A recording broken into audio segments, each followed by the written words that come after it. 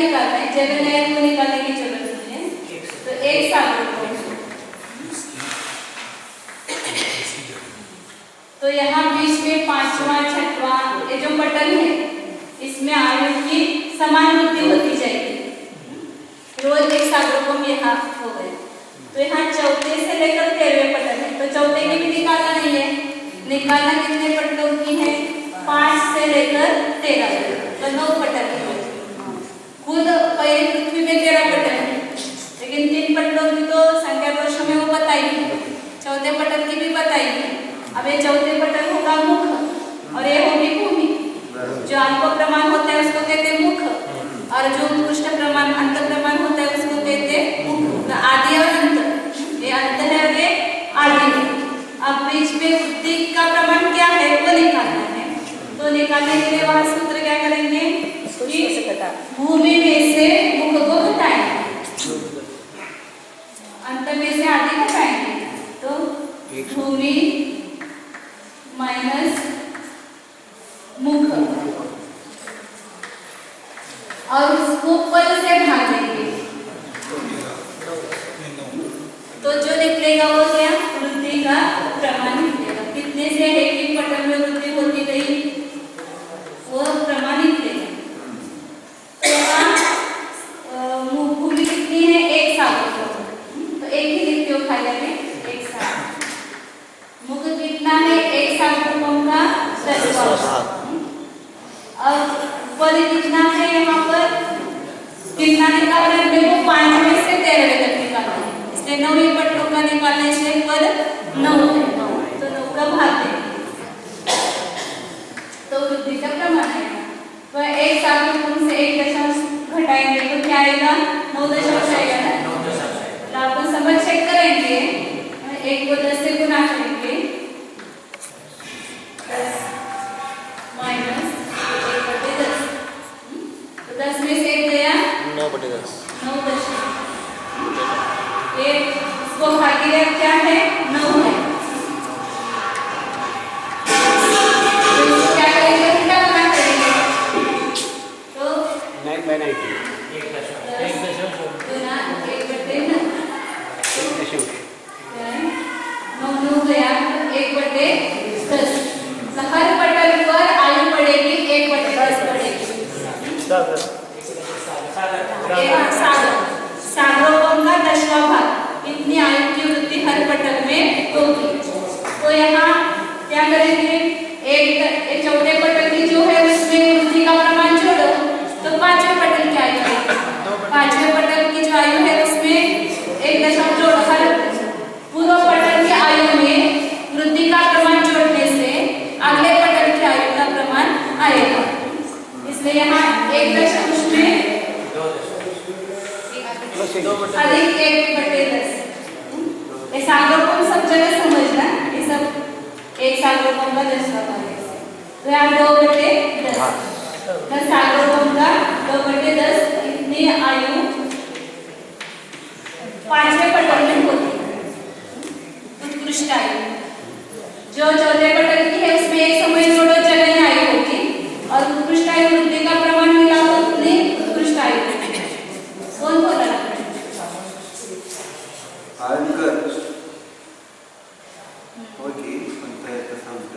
छठी पृथ्वी में कितने होंगे? इसमें वापिस 1/10, 1/10 जोड़ो, तो 3/10। ये पहले इसमें तो सरल है, फिर 6-7वें में 4/10 ना, 5/10, 6/10, ऐसे जोड़ते जोड़ते फिर 13वें पटल की क्या आएगी? 10/10, 10/10, तो 1 सागरोपम हो जाएगा। बराबर। अब अपने को यहाँ हमने अभी आगे सूत्र बताया कि डायरेक्ट किसी भी पटल की निकालना है, ये अपन पूरा पटल में आगे की वृद्धि जोड़ी तो आगे की पटल की आएगी, अपने को 7वें पटल की आयु निकालना है।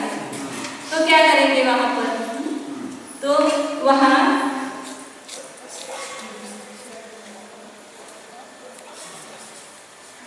और ये जो है ऐसे सूत्र से भी निकाला है, त्रैराशिक से भी वृद्धि का प्रमाण निकाल सकते हैं। त्रैराशिक से भी निकाला है कि 9 पटलों पर यहाँ कितनी कितनी थी 1/10 और यहाँ कितनी हो गई पूरे 1 सागरों। तो 9 पटलों पर कितनी वृद्धि हो गई 9/10। ऐसा त्रैराशिक करेंगे। प्रमाण राशि 9 पटल और फल राशि कितनी है 9/10। 9 पटलों पर 9/10 बढ़ी तो 1 पटल पर कितनी बढ़ेगी आयु की वृद्धि कितनी होगी। तो भी ये प्रमाणित रहेगा 9/10 और भागिले 9 क्योंकि प्रमाण फल गुणित इच्छा भागिले प्रमाण बराबर लग जाता है। तो इन दोनों का गुणाकार करना इससे भाग देगा तो ये 9 हो गया तो 1/10 ये वृद्धि का प्रमाण। वैसे सूत्र से निकालो या ऐसे त्रैराशिक से निकालो। और अब सीधा किसी भी पटल में निकालना है तो उसके लिए क्या करना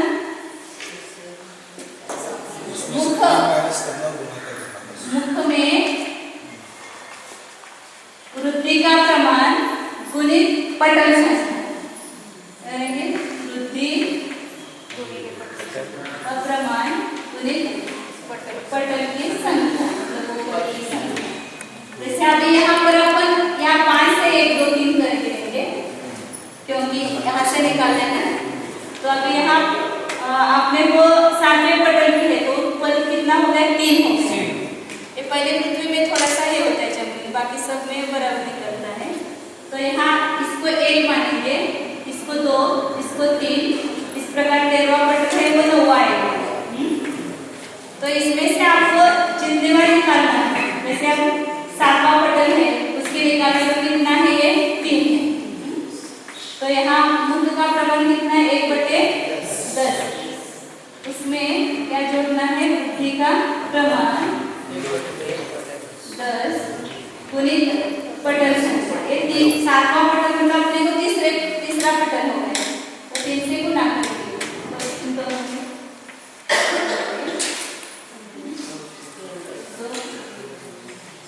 1/10 प्लस 3/10 बराबर 4/10। तो 7वां है यहाँ पर 4/10 आया ना आपके पास काफी उसमें सबका निकाला हुआ है। इस सूत्र में थोड़ा बदल गए तो बराबर आ जाता है कोई याद रखने की जरूरत नहीं पड़ती है। पटल संख्या 1 2 3 ऐसे लेकर -4 तक पटल संख्या का -4 7 पटल है उसमें 4 माइनस कर दो। हाँ डायरेक्ट मिलता हाँ बराबर 5 से 4 माइनस करेंगे तो मतलब जैसे 10वें पटल है उसमें से 4 माइनस करो तो 6 आएगा। 13वां पटल है उसमें से 4 माइनस करो 9 आएगा। तो ऐसे ये सब पटलों की आयु का प्रमाण निकाला पहले रखने से दूसरे तीसरे बीट में भी निकालेंगे।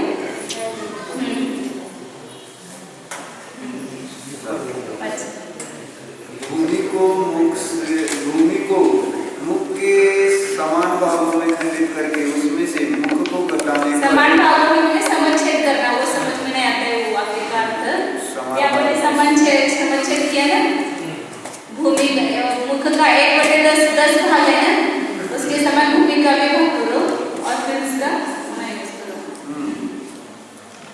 तो 10/10 माइनस 1/10 बराबर 9/10 होता है।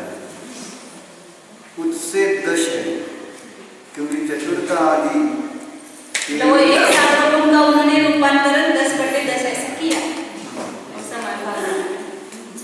उससे 10 है क्योंकि चतुर्थ आदि 13वें पाथड़े पर्यंत 10 पाथड़ों का आयु प्रमाण निकालना। 10 स्थानों में अवस्थित हानि वृद्धि पाई जाती है। इन 10 स्वस्थानों में चतुर्थ पाथड़े संबंधी प्रथम स्थान में तो वृद्धि है नहीं इसलिए 1 को 10 में से घटाकर शेष 9 को 9/10 में भाग देने से जो लब्ध आता है वह वृद्धि आने का प्रमाण होता है। यहाँ निम्न करणदाता उपयोगी है। मुख और भूमि का जो विशेष अर्थात अंतर हो उसे उत्सेद से भाजित कर देने पर जो वृद्धि का प्रमाण आता है उस वृद्धि को अभिष्ट से गुणा करके मुख में जोड़ने का फल प्राप्त होता है। अभी ये जो सूत्र बताया ना, पहले वृद्धि का बताया, भूमि और भूमि का जो मुख और भूमि का जो विशेष, मतलब भूमि में से मुख को घटाने पर जो शेष बचता है, उसमें जो अंतर है दोनों में, उसको शेष से भाजित कर देने पर 9 आया था, 9/10, उसको 9 से भाग दिया तो वृद्धि का प्रमाण आया। और उस वृद्धि को अभिष्ट से गुणा करके, मतलब जितने भी पटल के अपने को निकाल रहे हैं उससे गुणा करो और उसमें मुख में जोड़े, 1/10 मुख का प्रमाण है, उसमें जोड़ दिया तो वृद्धि का फल, मतलब उस पटल की में कितनी आयु की वृद्धि हुई उसका प्रमाण निकलता है। पुनः इस प्रकार लाए हुए वृद्धि के प्रमाण को 10 स्थानों में स्थापित कर एक अधिक के क्रम से बढ़ी हुई शलाकाओं से गुणित कर लब्ध को मुख में मिला देने से प्रत्येक अभिष्ट पाथड़े का आयु प्रमाण निकल आता है। इस प्रकार निकला हुआ चतुर्थ आदि पाथड़ों का आयु प्रमाण इस प्रकार है। वहाँ भाग जाता है ना, वहाँ उन्होंने भाग दिया है चौथे पाथड़े में, वो चौथे मतलब वो 7वां पटल है ना, वहाँ पर 2/5 दिया ना, तो आया था वो 4/10, तो 2 से भाग दिया, 4 से 2 से भाग दिया, हाँ 4/10 आया था, वो 2 से भाग दिया तो 2/5 आया। ऐसे वहाँ आगे जो है 4/8 था, उसको 4 से भाग दिया तो 1/2 आया, 4/10 था वो, नहीं 5/10, फिर वो 6/10 था, 3/5 आया, 2 से भाग दिया। ऐसे जहाँ भाग जाता है वहाँ भाग दिया है, इसलिए वो समझ में नहीं आता है जल्दी। इधर किया है नोट्स में, सबका अलग अलग निकाल करके दिया है। शंका, यह अर्थ सूत्र में तो कहा नहीं गया, फिर वह कहाँ से जाना जाता है?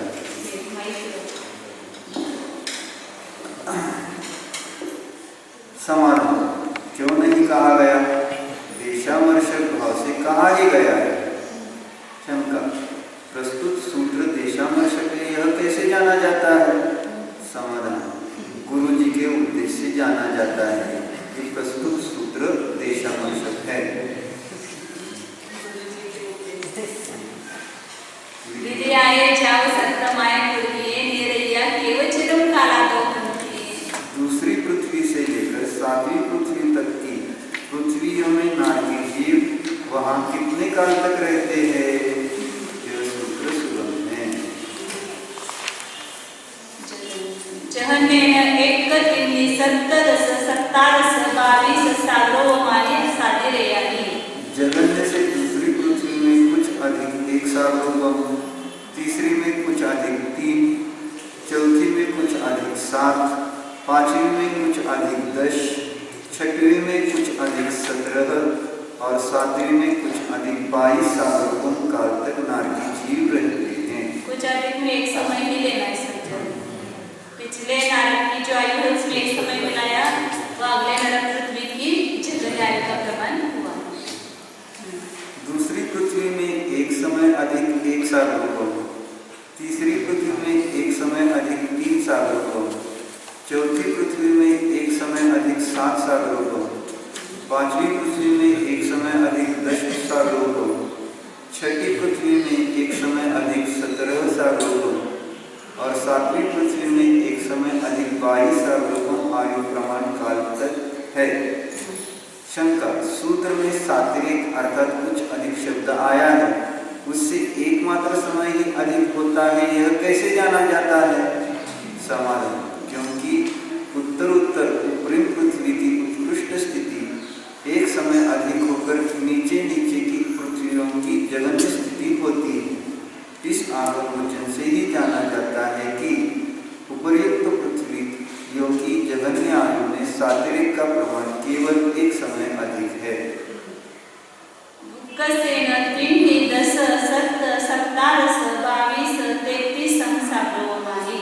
द्वितीयादि पृथ्वियों में नारकी जीव उत्कृष्ट से क्रमशः 3, 7, 10, 17, 22 और 33 सार्वभौम काल तक रहते हैं। यहाँ पर सूत्र के अर्थ करने में यथासंख्य न्याय का आश्रय लेना चाहिए, अर्थात 3, 7 आदि सार्वभौमों की क्रमशः दूसरी, तीसरी आदि पृथ्वियों के आयु प्रमाण रूप से योजित करना चाहिए। पूर्वोक्त दोनों सूत्र दिशामर्शक है, क्योंकि वे प्रत्येक पृथ्वी की जघन्य और उत्कृष्ट स्थिति की निरूपणा द्वारा अपने अपने समस्त पाथड़ों की आयु स्थिति की सूचना करते हैं। अब हम यहाँ इन दोनों सूत्रों के द्वारा सूचित अर्थ का प्रलोभन करते हैं। वे इस प्रकार हैं: तनक स्तनक, वनक मनक, घात संघात, जीव जीवक, लोल लोलुप और स्तनलोलुप एक क्रमशः द्वितीय पृथ्वी के 11 इंद्रकों के नाम हैं। नाम भी सब ऐसे इनकी आयु स्थिति लाने के लिए प्रथम पृथ्वी की उत्कृष्ट स्थिति को मुख करके तथा दूसरी पृथ्वी की 3 सार्वभौम प्रमाण उत्कृष्ट आयु को भूमि करके और 11 इंद्रकों को उच्छेद करके पूर्वोक्त करण गाथानुसार द्वितीय पृथ्वी के 11 पृथ्वियों पाथड़ों में से प्रत्येक का आयु प्रमाण मुख में ले आना चाहिए। आयु प्रमाण ले आना चाहिए प्रत्येक का। क्या है?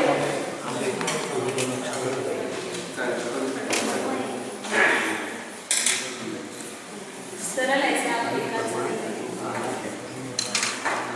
सब पृथ्वियों में जघन्य और उत्कृष्ट आयु का प्रमाण बताया है यहाँ पर।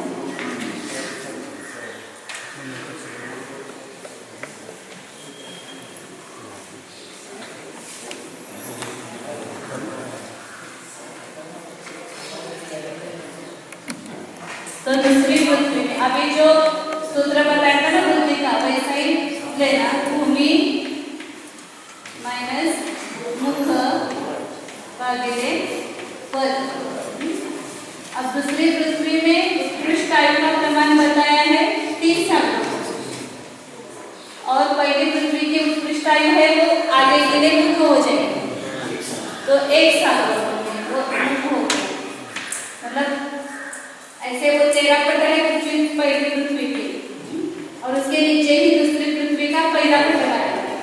तो यहाँ की जो उत्कृष्ट आयु है उसमें कितना यहाँ पर पहले पटल में बढ़वाई हो गई, ये प्रमाण देखा लगे। फिर पहले से दूसरे दूसरे तीसरे ऐसे समान वृद्धि होते होते दूसरी पृथ्वी का जो 11वां पटल आएगा वहाँ कितनी है 3 साल, और यहाँ 13वें पटल पे कितनी है 1 साल।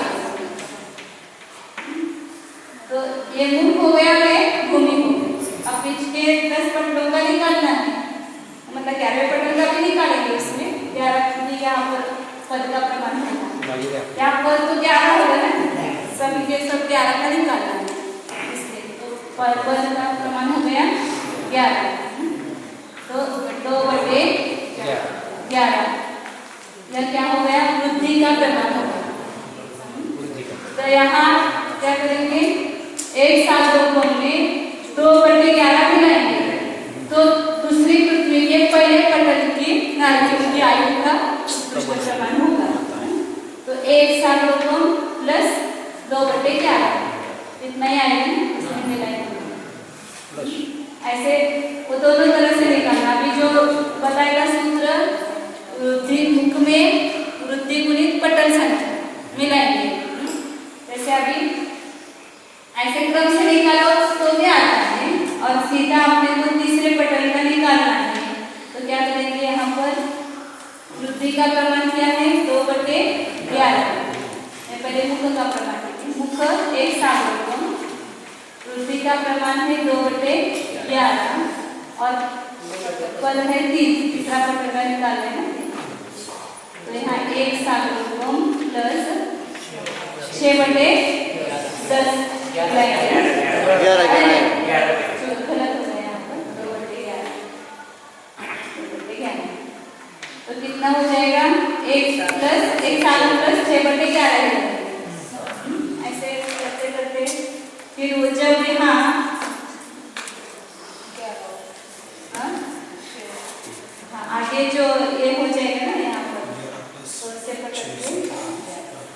दो सागरों वगैरह ऐसा हो जाएगा, मतलब 11 आएगा ना वहाँ पर, दो दो मिलाते जाएंगे, यहाँ 2 8 हो जाएगा चौथे में, फिर पांचवें में 2 मिलाएंगे 10, फिर छठे बटन में 2 मिलाएंगे तो 13 हो जाएगा, तो वहाँ 2 सागरों हो जाएगा। छठे बटन अगर निकाले पर छठे बटन का यहाँ निकालो तो कितना बचेगा, 1 सागरों प्लस 12/11, तो यहाँ 1 सागरों हो गया, उसके ऊपर 1/11, तो यहाँ कितना हो जाएगा, 2 सागरों प्लस 1/11। ऐसे फिर वापस 2/11 मिलेंगे, 2 सागरों 3/11, 2 सागरों 5/11, फिर 2 सागरों 7/11, 9/11, फिर 11/11 आएगा, तो वहाँ अंतिम पटल का 3 सागरों आयु का प्रमाण आएगा। आगे का भी निकाल दो, तो तीसरी पृथ्वी पे आओ, भूमि का प्रमाण मतलब उत्कृष्ट आयु कितनी बताई, 7 सागरों, और दूसरी पृथ्वी की उत्कृष्ट आयु कितनी है, 3 सागरों, वो मुक्त हो जाएगा। तो 7 सागरों में से 3 सागरों घटाओ, और वहाँ पटल संख्या है 9, तो भाग देंगे, तो 4/9 वृद्धि का सागर, 4/9 सागर वृद्धि का प्रमाण आएगा, और वह 3 सागरों में मिलाएंगे, तो तीसरी पृथ्वी के पहले पटल का 3 सागरों प्लस 4, फिर 3 सागरों 8/9, फिर 3 सागरों के ऊपर आओ, 4 सागरों 2/9 हो जाएगा, 3/9 हो जाएगा, 3/9, ऐसे वो आएगी, आपने पढ़ा। फिर चौथी पृथ्वी है, वहाँ पर भूमि का प्रमाण क्या है, उत्कृष्ट आयु चौथी पृथ्वी में कितनी बताए, 10 सागरों, 10 सागरों और तीसरी पृथ्वी की उत्कृष्ट आयु है 7 सागरों, और वहाँ पटल संख्या है 7, तो वहाँ 3/7 सागरों पृथ्वी का प्रमाण आएगा, और फिर वहाँ 7 सागरों में मिलाते जाओ, तो 10 सागरों बराबर होगा। ऐसे आगे के 5 पृथ्वी में निकालेंगे, तो वहाँ उत्कृष्ट आयु कितनी है, 17 सागरों और 10 सागरों, उसकी मुक्त का प्रमाण, और पटल की संख्या है 5, तो 2/5 सागरों वृद्धि का प्रमाण होगा। 7/5 बराबर, ये 17/10 है, 7/5 सागरों वृद्धि का प्रमाण होगा, और वो मिला सरल है, आप लोग होशियार है।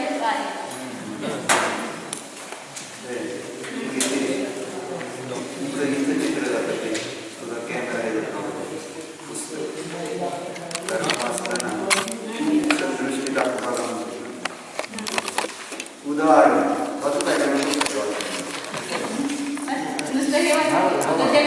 द्वितीय पृथ्वी संबंधी मुख 1 सागरों, भूमि 3 सागरों से किया है, अतएव प्रत्येक प्रस्तर के लिए वृद्धि का प्रमाण 3 - 1/11 बराबर 2/11। इसको इच्छा अर्थात प्रस्तर की क्रम संख्या से गुणा करने पर वो मिलाने पर 11 प्रस्तरों का आयु प्रमाण इस प्रकार आता है।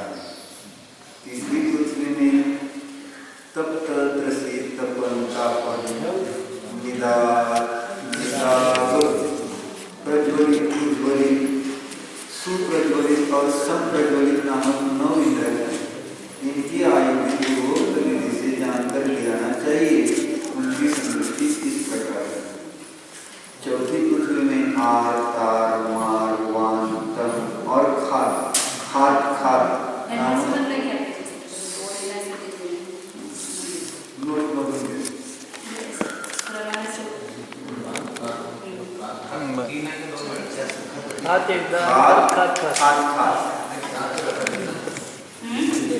इकडे पाहिजे खाद और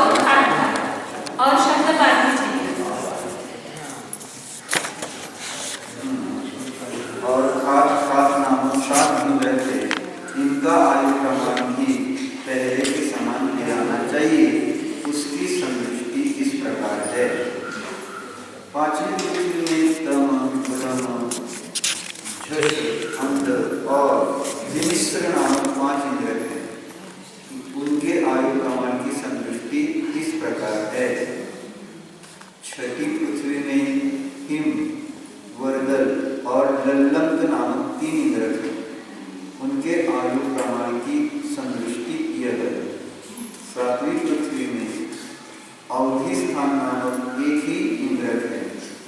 वहाँ जघन्य आयु एक समय आदि 22 सार्वभौम तथा उत्कृष्ट आयु 33 सार्वभौम है। त्रिक का नरक गति का खत्म है। नरक गति का मार्ग काल बताया। अब तिरंची गति का बताते हैं। त्रिक गति त्रिक को केवल चिरन कालागम होती। तिरंची गति में ये कितने काल तक रहता है? यह सूत्र सुन है। ये उज्जहन उद्दाम और कहनम।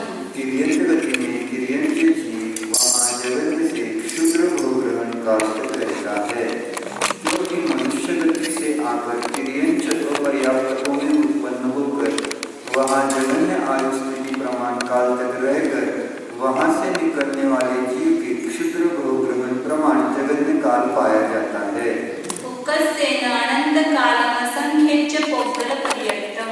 तिर्यंच जीव उत्कृष्ट से अनंत काल तक रहता है, जो असंख्यात उद्गल परिवर्तन प्रमाण है। लेकिन जो साधारण वनस्पतियों में घूमता है ना, तो इतना काल हो सकता है, क्योंकि अव्यवस्थित गतियों से आकर तिर्यंचों में उत्पन्न होकर आवली के असंख्यात भाग प्रमाण उद्गल परिवर्तन काल तक तिर्यंचों में परिभ्रमण करके अन्य गति में जाने वाले जीव के सूत्रोक्त असंख्यात उद्गल परिवर्तन प्रमाण अनंत काल पाया जाता है। हम ये एकदम शांति से पढ़ते हैं, कुछ अपने को डर नहीं है, क्योंकि हम तो जाने वाले नहीं हैं। मतलब एक बार एक इंद्र में गया तो अनंत काल वहाँ से निकलना मुश्किल है, इसका अर्थ होता है। उत्कृष्ट काल अनंत काल बताया, इसलिए अपने ऊपर अपने परिणामों को संभालने की जिम्मेदारी है, पुरुषार्थ करना चाहिए।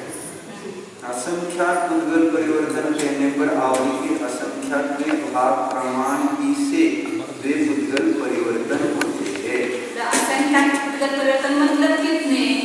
तो आवली के असंख्यात भाग प्रमाण, मतलब परिता संख्या में 80 पीछे आवली है जगन्युक्ता संख्या प्रमाण। तो जगन्य परिता संख्या के बीच के ऐसे कोई असंख्यात संख्या है कि उतने उद्गल परिवर्तन, एक उद्गल परिवर्तन का काल भी अनंत है, तो इतने उद्गल परिवर्तनों का काल भी अनंत होगा। शंका, असंख्यात उद्गल परिवर्तनों का तात्पर्य आवली के असंख्यात भाग मात्र बार से ही है, अधिक नहीं। यह कैसे जाना जाता है? आचार्य परंपरागत समाधान।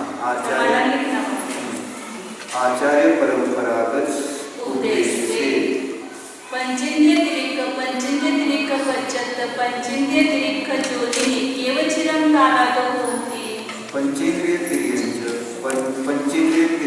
पर्याप्त वो पंचेंद्रिय तिर्यंच योनिनी जीव वहाँ कितने काल तक रहते हैं? तिर्यंच के 4-5 भेद किए ना, तो सामान्य तिर्यंच, पंचेंद्रिय तिर्यंच, पंचेंद्रिय तिर्यंच पर्याप्त, पंचेंद्रिय तिर्यंच योनिनी और अपर्याप्त तिर्यंच, पंचेंद्रिय तिर्यंच, तो तीनों का एक साथ आप बता रहे हैं। जघन्य वृद्धाभवग्रहणम अंतोन्मुक्तम। जघन्य से क्षुद्र भोग ग्रहण काल तक वो पंचेंद्रिय तिर्यंच पर्याप्त वो पंचेंद्रिय तिर्यंच योनिनी अंतर मुहूर्त काल तक रहते हैं। तो वो नंतर में वो बाद में चाहिए। जघन्य से क्षुद्र भोग ग्रहण काल तक पंचेंद्रिय तिर्यंच, वो पंचेंद्रिय तिर्यंच पर्याप्त, वो पंचेंद्रिय तिर्यंच योनिनी अंतर मुहूर्त काल तक रहते हैं। क्योंकि पर्याप्त जीवों का भोग जब भी होगा तो क्षुद्र भोग ग्रहण नहीं, जिसमें अपर्याप्त शामिल है उसी का जगन्य काल क्षुद्र भोग ग्रहण होगा।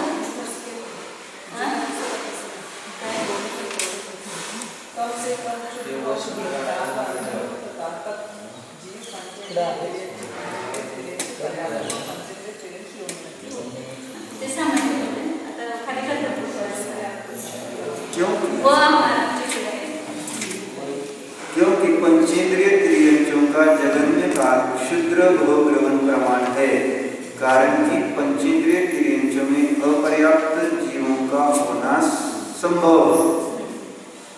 शेष तिर्यंचों का प्रमाण का अंतर मुहूर्त है, क्योंकि उनमें अपर्याप्त नहीं होती। पर्याप्त जीव पर्याप्त तिर्यंच में और योनिनी तिर्यंच में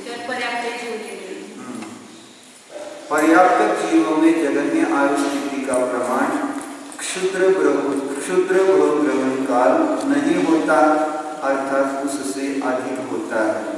क्योंकि यदि पर्याप्त काल के जगन्य आयु प्रमाण भी क्षुद्र ग्रहण काल मात्र होता तो प्रस्तुत सूत्र में अंतर्मुहूर्त काल के उपदेश के निरर्थक होने का प्रसंग आ जाता। वैसे क्षुद्र ग्रहण काल है वो भी अंतर्मुहूर्त है, लेकिन उसका एक विशिष्ट प्रमाण है, इसलिए वो अलग है। क्षुद्र ग्रहण उसमें एक भी पर्याप्ति पूरी नहीं होती, और यहाँ पर्याप्त में पर्याप्ति से भी पूरी होती, तो उसके लिए बड़ा काल लगेगा अंतर्मुहूर्त, इसलिए वो छोटा और बड़ा करने के लिए वहाँ क्षुद्र ग्रहण अलग दिया और ये अंतर्मुहूर्त दिया, क्योंकि श्वासोच्छ्वास का 8वां भाग वो भी अंतर्मुहूर्त ही है ना। उक्कसेन बिंदी फलितो मानी पूर्व कोड़ी पुदत्तेन भूयानि। उत्कृष्ट काल पूर्व कोटि प्रशक्तों से अधिक 3 पल्यों प्रमाण काल तक पंचेंद्रिय तिर्यंच पंचेंद्रिय पर्याप्त पंचेंद्रिय तिर्यंच योनि में जीव रहते हैं। पूर्व कोटि प्रशक्त में अलग अलग संख्या बताएंगे, पंचेंद्रियों की पूर्व कोटि अलग, पर्याप्त की अलग और योनि।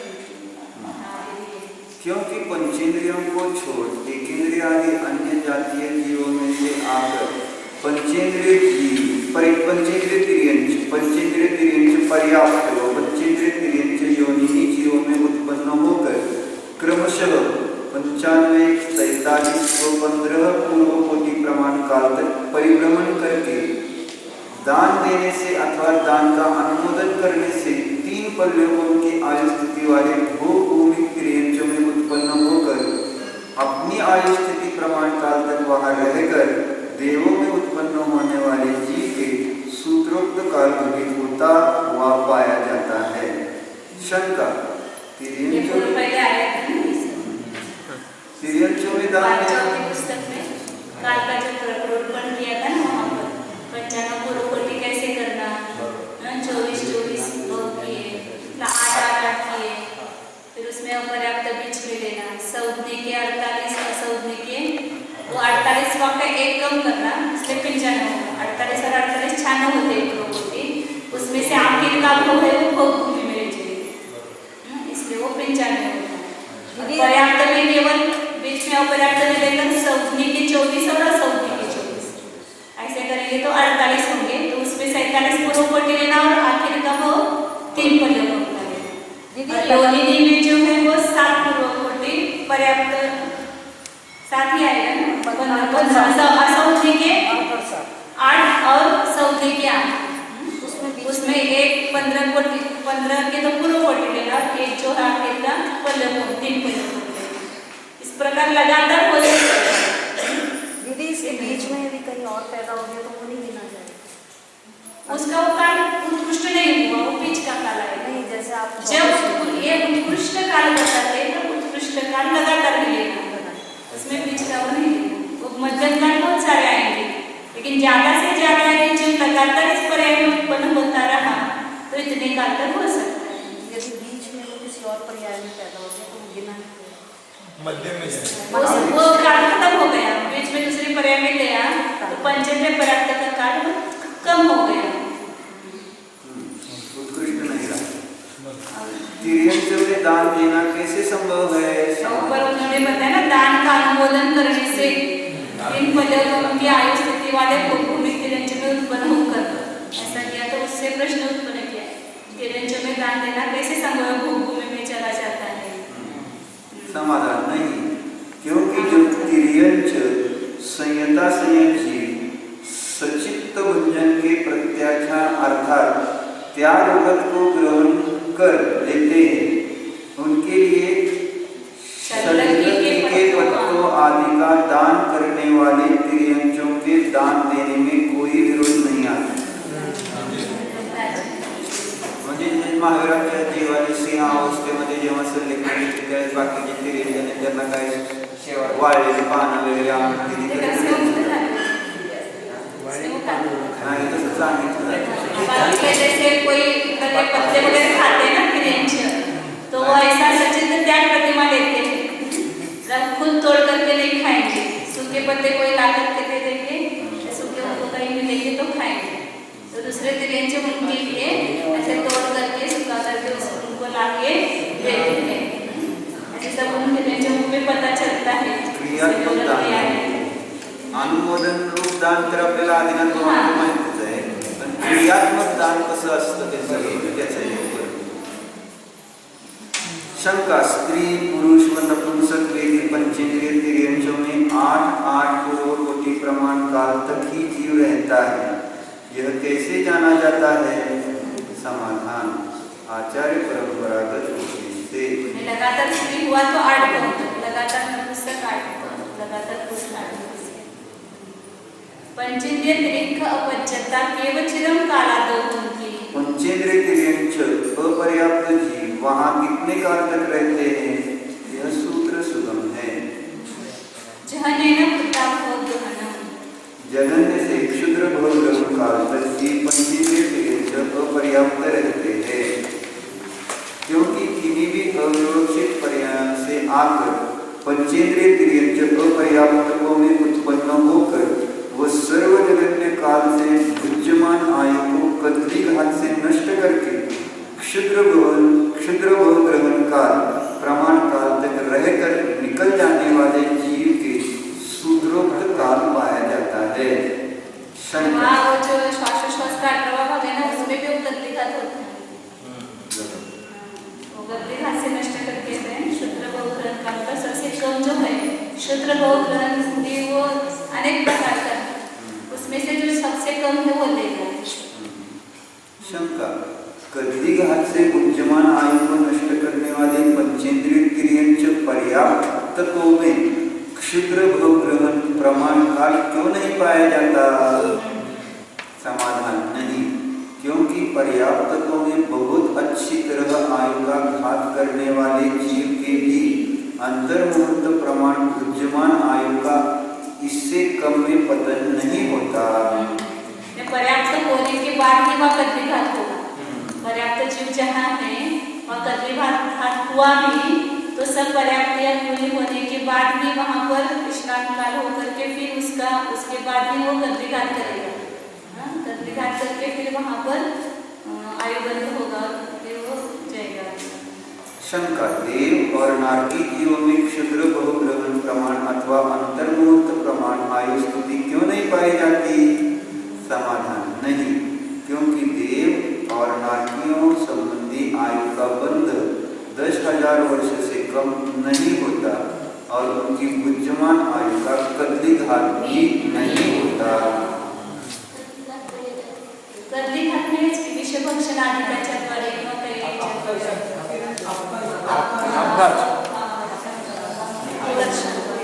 अपवर्तनाघात होता है और 1 करोड़ कोटि आयु पाकर भी अंतर्मुहूर्त में कदली घात हो सकता है। पिछले को में 1 करोड़ कोटि आयु का बंद किया और अगले को में गया और अंतर्मुहूर्त काल में सब करोड़ कोटि की आयु खत्म हो।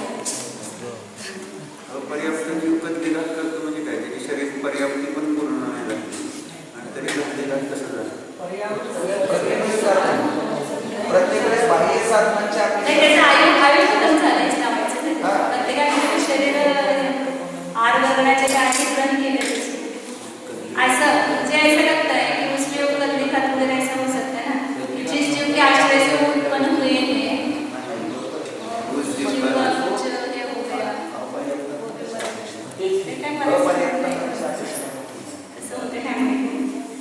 कदली घात होता है और सबसे जगन्य यहाँ बताना इसलिए कदली घात से वहाँ उसका ऐसा नियम है कि कोई कदली घात कैसे होता है 40 साल 50 साल 100 साल 200 साल, लेकिन उत्कृष्ट से देखेंगे अंतर्मुहूर्त भी कदली घात होकर के उसकी आयु समाप्त हो जाए उसी भाव में हो सकती है। हाँ, ये उसका कहना है। जो आयु बांधी थी उसमें कम मतलब किया वो या कदली घात तो आखिर के अंतर्मुहूर्त जो है आयु समाप्ति के पहले अंतर्मुहूर्त उतना कदली घात करके उसका आयु का क्षय होता है तो उसको बताना चाहिए। एक अंतर्मुहूर्त का कदली घात है 30 40 साल 50 साल ये तो है ही, लेकिन आयु का एक अंतर्मुहूर्त भी कदली घात करके उसका भी मरण हो सकता है कि अंतर्मुहूर्त उसको वहाँ ले लिया है।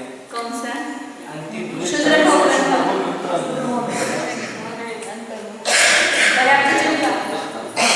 जो शुरुआत में यदि अंतर्मुक्त काल तक उसका कदलीघात नहीं हो पर्याप्त जीव तसा पर्याप्त होने के बाद ही उसका कदलीघात होना हो योग्यता है तो हो जाएगा। शूद्र भाव ग्रहण काल में भी उसका कदलीघात क्यों नहीं हुआ ऐसा प्रश्न था ना उसका, तो वहाँ नहीं होता है, उतने काल में नहीं होता है। अंतर्मुक्त पूरा होने के बाद ही, अंतर्मुक्त मतलब शरीर पर्याप्त सब पर्याप्त पूरी होने के बाद ही होगा। पर्याप्त जीवाची कशी योग्यता नाही कसे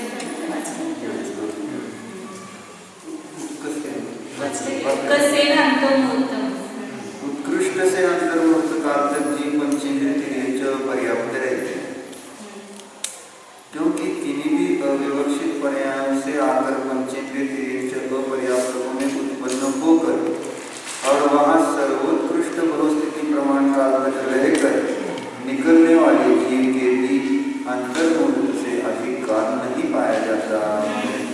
इसमें जितने भी भाव बताए वो सब अंतर्मुक्त काल में खत्म होते हैं। ऐसे 66,000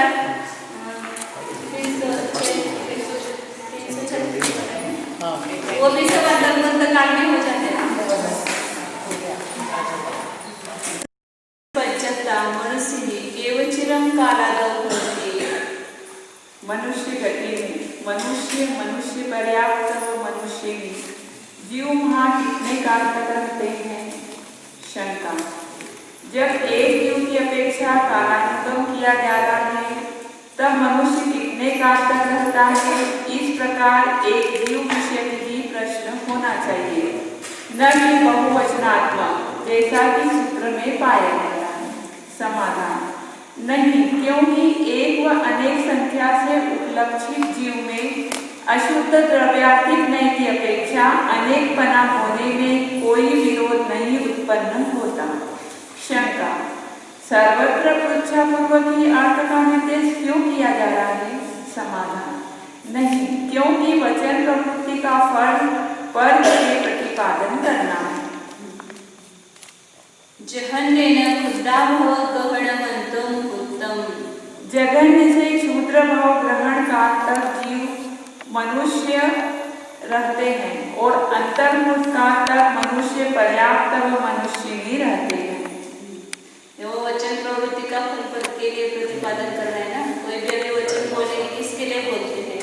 अपने लिए तो कुछ वचन बोलने की जरूरत नहीं, दूसरों के लिए होता है ना, इसलिए फल उसके पद के लिए प्रतिपादन करना। सामान्य मनुष्यों की जघन्य आयु स्थिति का प्रमाण क्षुद्र भाव ग्रहण प्रमाण होता है, क्योंकि सामान्य मनुष्यों में अपर्याप्त जीवों का होना संभव है, किंतु पर्याप्त मनुष्य और मनुष्यों में जघन्य आयु स्थिति का प्रमाण अंतर्मुक्त है, क्योंकि उनमें अपर्याप्तकों के अभाव से आयु स्थिति के विकल्प अंतर्मुक्त से कम के नहीं पाए जाते। शेष सूत्रार्थ सुगम है। उक्कस्येन तिन्निपलिदोवमानि पूर्वकोटि कुदत्तेन बह्यानि। उत्कृष्ट से पूर्व कोटि पृथकत्व से अधिक 3 पर्योपम काल तक जीव मनुष्य पर्याप्त और मनुष्य भी रहते, क्योंकि किन्हीं भी अविवक्षित पर्यायों से आकर विवक्षित मनुष्यों में उत्पन्न होकर क्रमशः 47, 23 और 7 पूर्व कोटि काल परिभ्रमण करके दान देकर अथवा दान का अनुमोदन करके 3 पर्योपम आयु स्थिति वाले भूमि मनुष्यों में उत्पन्न हुए जीव के सूत्रोक्त काल पाया जाता है। 47 पूर्व कोटि, तो इसमें 47 भाव कहें ऐसे जरूरी नहीं है, कम लाइफ वाले भाव हो, संख्या ज्यादा भी हो सकती है।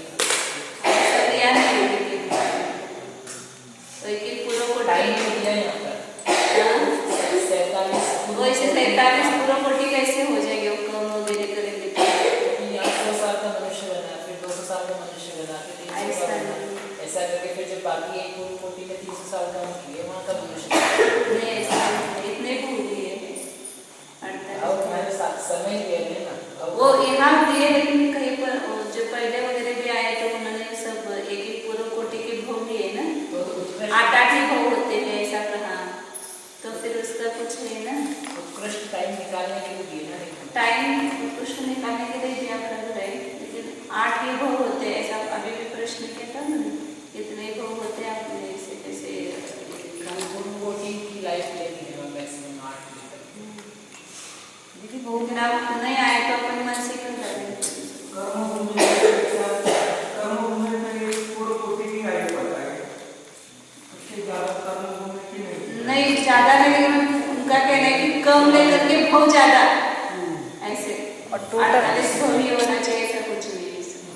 और भोगभूमि लेकिन वैसा उन्होंने घटित नहीं किया है, तो फिर भोगभूमि में जाने से पहले नियोग है कि वो दान जरूर देगा। वो तो बराबर है। सात्विक कोटि। शंकर शंका सूत्र में बहुवचनात्मक निर्देश कैसे उपयुक्त रहता है?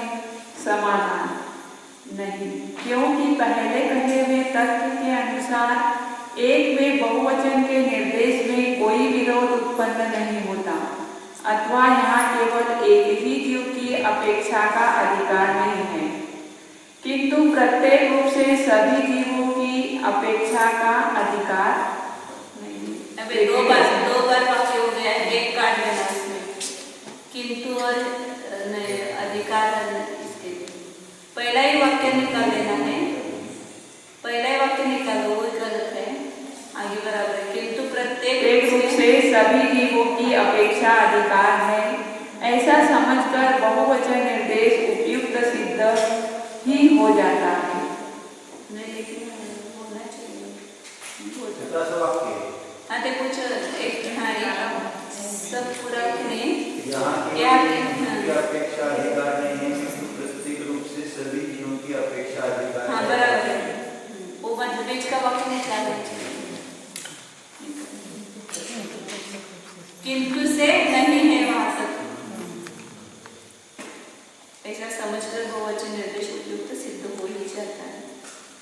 जहन्नेन क्षुद्रा भव ग्रहणम, जघन्य से क्षुद्र भाव ग्रहण प्रमाण काल तक जीव अपर्याप्त मनुष्य रहते हैं, क्योंकि किन्हीं भी अन्य पर्यायों से आकर अपर्याप्त मनुष्यों में उत्पन्न होकर कदली घात से भुज्यमान आयु के घात द्वारा क्षुद्र भाव ग्रहण प्रमाण काल तक रहकर और वहां से निकलकर किसी भी अन्य पर्याय में उत्पन्न होने वाले जीव के सूत्रोक्त काल की प्राप्ति होती है। उत्कर्षेण अंतर्मुक्तम, उत्कृष्ट से अंतर्मुख काल तक अपर्याप्त मनुष्य रहते हैं। उत्कृष्ट काल तो ऐसे निकलेगा ना कि जघन्य श्वास का 18 भाग स्टैंडर्ड क्षुद्र भाव ग्रहण का काल है, और वो लगातार अपर्याप्त, उसके जो ज्यादा से ज्यादा भव है ना, वो मनुष्यों के जितने 20 है, 8 24 हाँ 8 मनुष्य के 8 और सबने के 8, पंचेंद्रिय 24 है ना, असंगी पंचेंद्रिय के 8, सभी पंचेंद्रिय तेज के 8 और मनुष्य के 8। मनुष्य वही बोल तेज के ऊपर जो कहे थे क्षुद्र भाव ग्रहण मतलब अपर्याप्त का काल, तो एक भाव तो उतने ही टाइम का रहेगा ना क्षुद्र भाव ग्रहण जितना, और वही फिर बार बार पैदा होगा तो उत्कृष्ट से उसका काल निकल जाएगा। ऐसा 8 भव है ना, उसके काल लेंगे। इसका मतलब जो श्वास का 18 भाग है वही एक क्षुद्र भाव ग्रहण जितना हुआ ना, उसमें जगह उत्कृष्ट कुछ नहीं हो पाएगा। उसमें है उत्कृष्ट क्षुद्र भाव ग्रहण में भी जगह, अभी इसलिए वो कदली घात से क्यों देते हैं, छोटी आयु लेने के लिए, कोई पूरा करके जाएगा तो ज्यादा बड़ा होगा ना क्षुद्र भाव ग्रहण, और कदली घात करेगा तो उसका कम काल होगा। जगह दिखाने के लिए तो सब जगह देते कि कदली घात से बुद्धिमान आयु के घात द्वारा ऐसा है। आएगा आपके आगे पुस्तकों में आएगा, 10वीं 11वीं वगैरह पुस्तक में। तो दीदी टोटल 8 भवों का टाइम देंगे हम अंतर्मुख या एक भव का टाइम देंगे? ये उत्कृष्ट देंगे ना, तो लगातार का देंगे ना, वो तो एक तरह एक जगह काल बताएंगे ना, वो तो एक तरह से कार्य तो अभी ऊपर मनुष्य की क्या देखे आपने 46 पूर्व कोटि और 3 अनेक भाव पकड़ करके एक जो इतना उस पर्याय में रह सकता है, उस मार्गणा में। यहाँ तो मार्गणा का काल चल रहा है ना, हाँ जी, अपने को मार्गणा पकड़ना है, उसमें एक भाव हो, ज्यादा भाव हो, कितने भाव हो। क्योंकि अनेक बहुबार अपर्याप्त मनुष्यों में अति दीर्घायु होकर भी उत्पन्न हुए जीव के 2 घड़ी प्रमाण काल तक भाव स्थिति का होना असंभव है।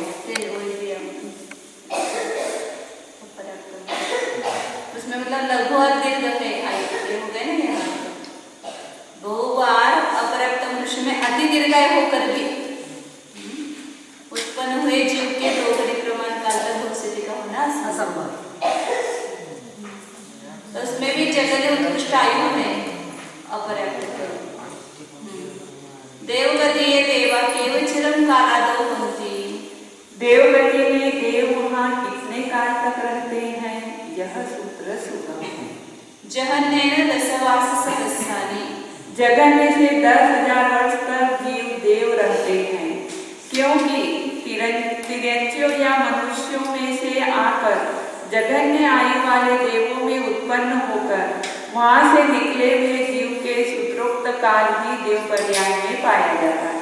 उत्कृष्टेन 33 सार्वभौमानि, उत्कृष्ट से 33 सार्वभौम काल तक जीव देव रहते हैं, क्योंकि सर्वार्थ सिद्धि विमानवासी देवों में आयु को बांधकर क्रमशः वहाँ उत्पन्न होकर वह 33 सार्वभौम काल तक वहाँ रहकर निकले हुए जीव के सूत्रोक्त काल पाया जाता है। शंका, दीर्घायु स्थिति वाले देवों में 7-8 वर्ष तक उत्पन्न कराने पर और भी अधिक काल देवगति में पाया जा सकता है। समाधान नहीं, क्योंकि देव नारकी भोगभूमिक तिर्यंच और भोगभूमिक मनुष्य इनके मरने पर पुनः उसी पर्याय में अनंतर उत्पत्ति नहीं पाई जाती, कारण कि उनके वहां पुनः उत्पन्न होने का अत्यंत अभाव है। भवनवासी वाणवेंतर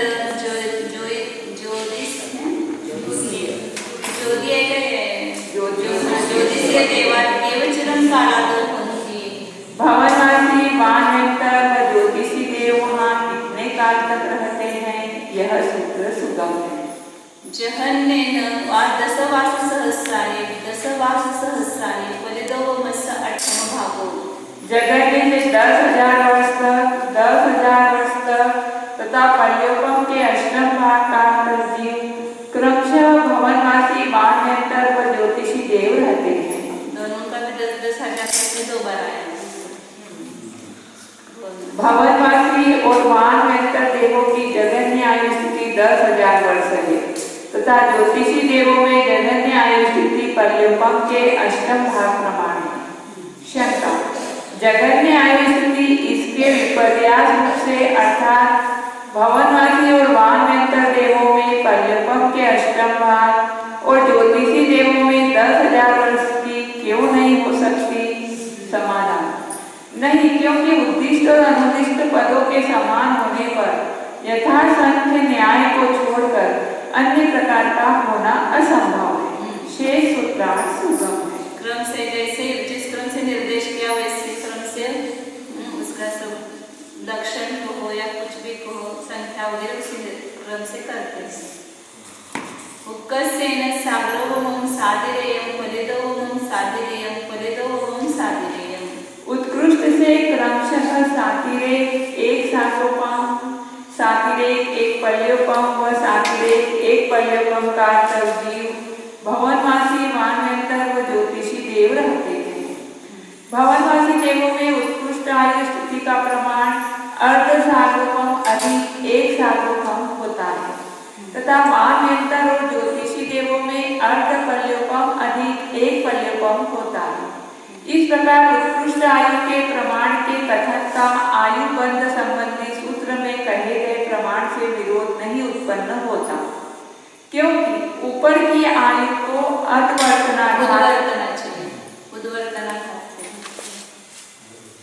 से घात करके उत्पन्न हुए भवनवासी आदि देवों में आयु का प्रमाण इसी प्रकार पाया जाता है। इन सब आयुओं में जो किंचित ही प्रमाण होता है उसका कथन जानकर करना चाहिए।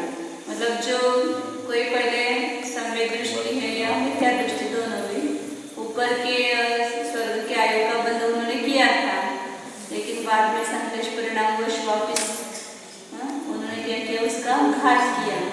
तो घात करके उस नीचे के स्वर्ग में जाएगा तो वहाँ आधा अधिक सागरोपम उसका ऐसा संवेद दृष्टि का तो आधा अधिक होता है, और मिथ्या दृष्टि है उसका का असंख्यात होता है, तो इतना अधिक होता है। इसलिए आधा ज्यादा है ना, इसलिए अर्धाधिक सागरों में ऐसा दिया है। इन तीनों देवलोकों में जघन्य आयु से लेकर उत्कृष्ट आयु पर्यंत उत्तरोत्तर तो नहीं मिथ्या दृष्टि जितने नहीं, यहाँ पर मतलब समय दृष्टि है, फिर वो बाद में मिथ्या दृष्टि होकर के वो अंतरिक्ष में जाएगा। आगे के स्वर्गों में जो है सौधर्मा ईशान स्वर्गों में तो वो बराबर है, वैसा लगता है, लेकिन यहाँ पर भी वो अर्धाधिक मिथ्या दृष्टि के रहते हैं, अर्धाधिक सागरों को समय दृष्टि का ही रहता है, लेकिन वो समय दर्शन छोड़ करके फिर बाद में वो अंतरिक्ष में गया, ऐसा लगा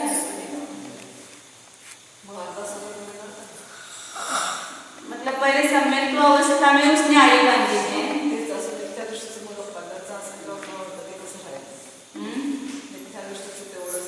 त्याला अपवर्तना करते समय भी वो समय दृष्टि था, बाद में मिथ्या दृष्टि होकर के वो अंतरिक्ष में गया।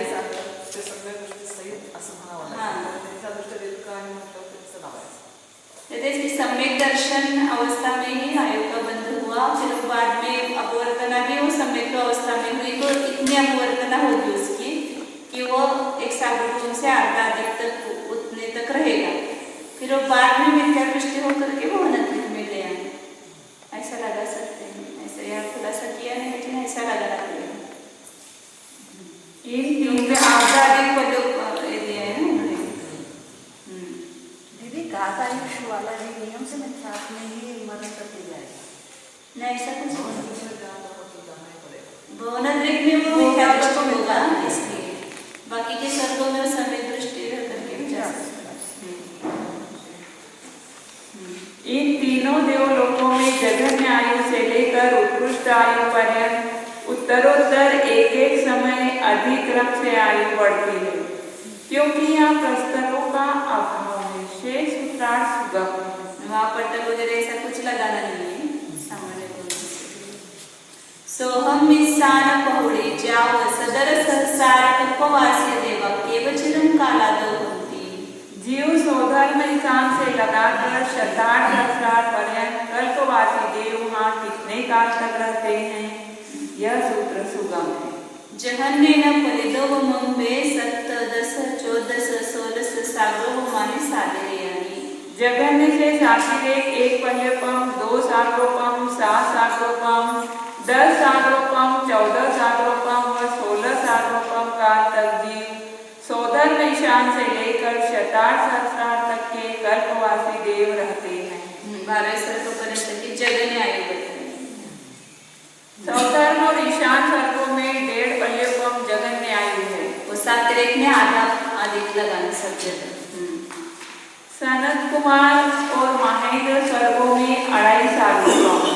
घातायुष्ट जीव हो तो ही उसके लगाना, पर ऐसे आयु बंद करके बिना घातायुष्ट के अघातायुष्ट बोलते हैं, उसकी 2 सागरोपम से ज्यादा नहीं बनते।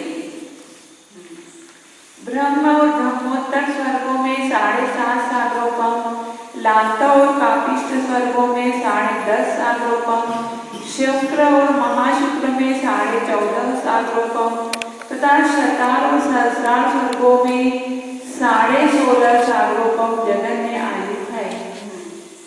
उक्कसेन वे 7 10 14 16 18 सागरोपमानि सादरेयानि।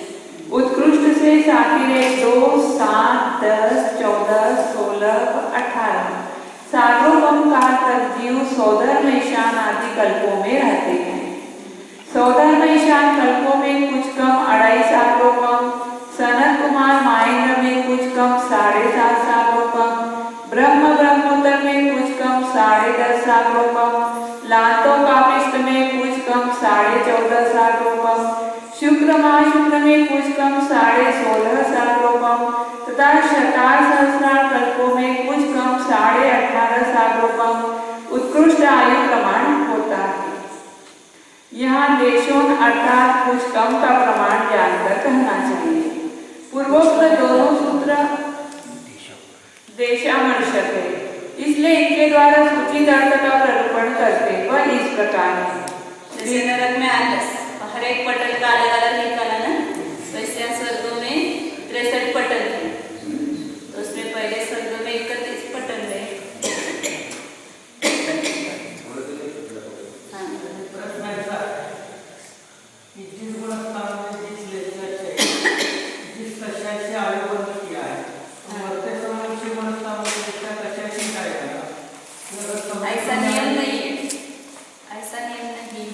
जैसे जिस गुणस्थान में जिस रेशा से जिस कक्षाची आयुर्बंधती आहे तो मरते समय उसी गुणस्थान उसी रेशा कक्षाची जाएगा। ऐसा नियम नहीं है। जैसे अभी किसी ने चौथे गुणस्थान में आयु बांधी है, अब वो 7वें गुणस्थान में गया तो क्या वापिस चौथे में आकर मरना चाहिए? ऐसा कुछ नियम नहीं है। वो श्रेणी पर तो आयु बांधता नहीं, वहाँ पर भी मरण होता है। वहाँ पर भी मरण करते समय गुणस्थान अलग होता है। तीसरे गुणस्थान के लिए तो आचार्यों के दो मत है। तीसरे गुणस्थान में गया हुआ जीव जहाँ आयु बांधी है वहाँ जाकर के मरता है, या ऐसे दूसरे आचार्य की अपेक्षा से दोनों कहीं पर भी जा सकता है। समेतों में भी जाकर मर सकता है, मिथ्यात्व में जाकर मर सकता है। ऐसा नियम नहीं। जैसे अभी श्रेणी राजा पहले गुणस्थान में उसने आयु बांधी थी, असमय दर्शन हुआ तो चौथे गुणस्थान में मरण किया ना उसने।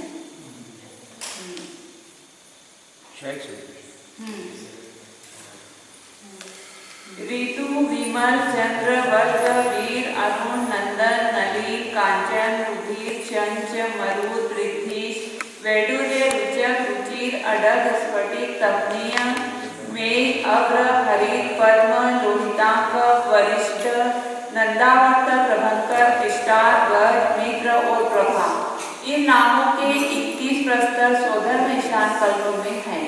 इनमें से ऋतु नामक प्रथम प्रस्तर में जघन्य आयु 1.5 बल्यपम व उत्कृष्ट आयु अर्ध सार्वभौम प्रमाण है। अब यह द्वितीयादि 30 इंद्रकों में बुद्धि का प्रमाण कहते हैं। वहाँ अर्ध सार्वभौम मुख है और 2.5 सार्वभौम भूमि है। अतः भूमि में से मुख को घटाकर उच्च अर्थात उससे 30 से भाग देने पर बराबर 1/15 एक सार्वभौम का 15वां भाग बुद्धि का प्रमाण आता है। पहले पटल की उन्होंने आयु बताई नहीं, उत्कृष्ट आयु अर्ध सार्वभौम प्रमाण, तो वो क्या हो गया? मुख का प्रमाण हो गया। और 2.5 सार्वभौम उसकी उत्कृष्ट आयु बताया अंतिम पटल की, तो वो भूमि हो गई। और 2.5 सार्वभौम से आधा सार्वभौम बताएंगे तो कितना बचेगा? 2 सार्वभौम बचेगा। अब पहले दूसरे स्वर्ग में कितने पटल हैं? 21, लेकिन पहले में वृद्धि का प्रमाण निकालना नहीं है, तो कितने पटल हमने निकाला है? 30। तो पद का प्रमाण क्या होगा? 30। तो उसको 2 को 30 से भाग दो तो 2/30 इतना वृद्धि का प्रमाण होगा। तो पहले पटल की आयु में 2/30 मिलाओ। अगर आपको सब पता लगा इसलिए मैं दिखाती नहीं, समझ में आ रहा होगा।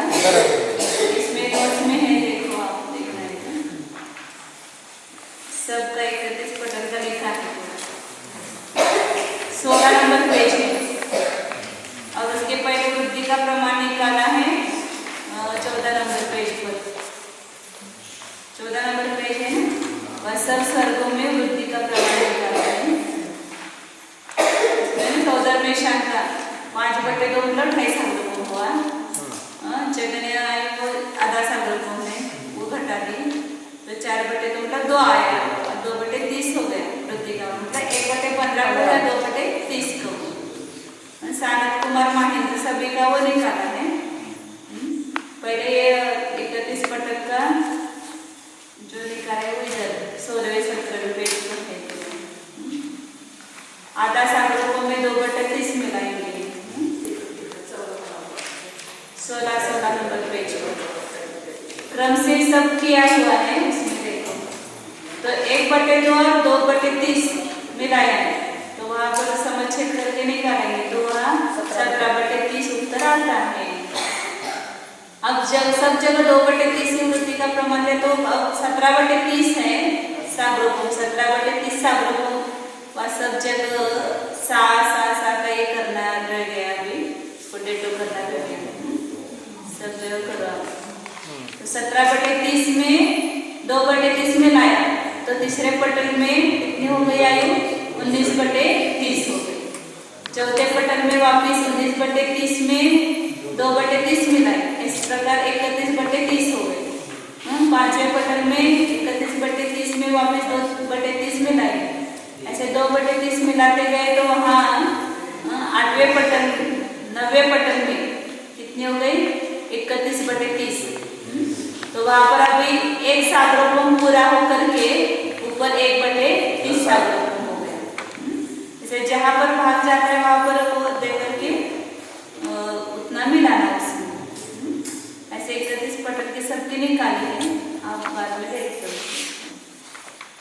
1/15 को अभीष्ट प्रस्तर की संख्या से गुणित करके मुख में मिला देने पर इन्होंने यहाँ कोष्टक में सीधा 5/6 वगैरह दिए हैं ना, तो वो समझ में नहीं आता है कैसे कैसे आते हैं।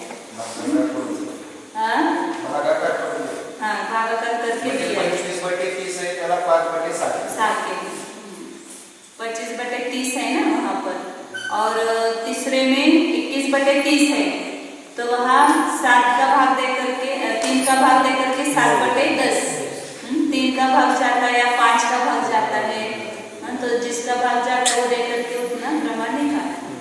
तो ऐसा खाली कोष्टक देखते तो समझ में नहीं आता है ऊपर का, ऐसे आप करेंगे तो समझ में आता है। इस 1/15 को अभीष्ट प्रस्तर की संख्या से गुणित करके मुख में मिला देने पर विमलादि 30 प्रस्तरों की आयु का प्रमाण होता है। उनकी संतुष्टि इस प्रकार में देखिए। शंका, सौधर में ईशान कल्प में 31 विमान प्रस्तर है, यह कैसे जाना?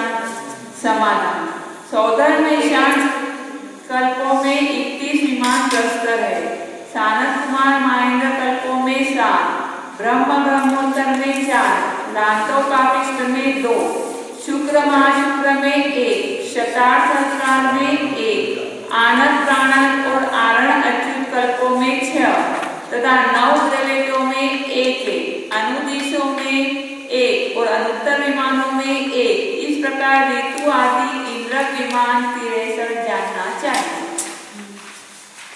इस 8 वचन से जाना जाता है कि सौधर में ईशान कल्प में 31 प्रस्तर है। अंजन, वर्मा, नाग, गरुड़, लांगल, बलभद्र और चक्र, ये 7 प्रस्तर सानत कुमार महेंद्र कल्पों में है। उनमें आयु का प्रमाण लाने पर मुख 2.5 सार्वोपम, भूमि 7.5 सार्वोपम और उससे 7। अद्यतः बुद्धि का प्रमाण हुआ 5/7 यह प्रथम 7.5 में से भाई में 68 आएंगे तो कितने रहेंगे 5 में, और 7 प्रस्तर है पटल है तो 7 का भाग दिया कितने है 5/7। यह प्रथम प्रस्तर का आयु प्रमाण हुआ। इसी प्रकार बुद्धि में इष्ट प्रस्तर की संख्या का गुणा करके मुख में जोड़ने से वर्णमाल में आयु का प्रमाण 3 सही 13/14, नाग में 13/14 है नहीं